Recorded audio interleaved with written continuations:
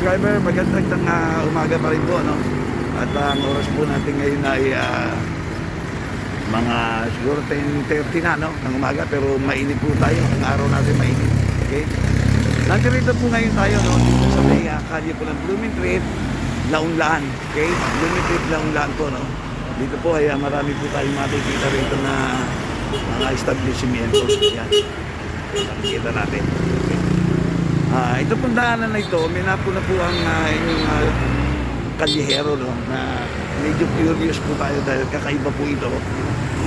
Gusto ko pong makita at makilala ang taong ito. Ito yung madalas ko pong makita rito, subscriber. Hindi ko po siya ma-approach dahil medyo parang nag-aalangan po ako. Pero ngayon po, palagi ko siya nakikita. Ito po, nagkaroon po ako ng lakas ng loob para makilala ko sino po itong taong natin. Okay, dapat po natin, ha. Actually talaga wala akong alam kung sino to. Dapat po natin. Nay, magandang umaga po. Okay, ano po tayo, no, sa YouTube. Nagbablog po ako.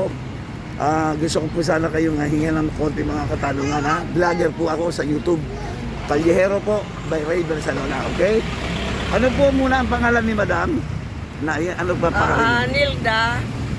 Nilda Rivera Pili. Okay, Nilda Pili. Oo, Pili. Madam, mga ilang araw ko na po kayo napapansin nandito, nakaupo dito sa pwesto na to, no? At may hawak-hawak kayong libro, nagbabasa kayo. Para saan po ba ito, Madam? Pwede niyo ba kung bigyan ng konti kaalaman kung ano po yan? At ang mga subscriber natin, yan po kung ano yung ginagawa ninyo?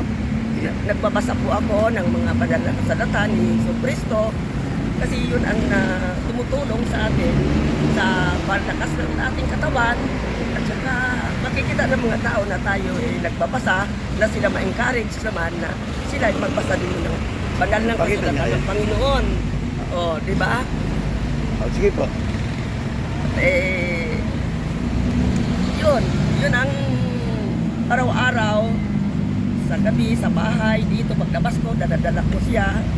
At yun ang itinerary na kasama sa buhay nyo. Oo. Babasan. Ito kasi napipil ko sa sarili ko na siya lang talaga ang makapagligtas sa atin.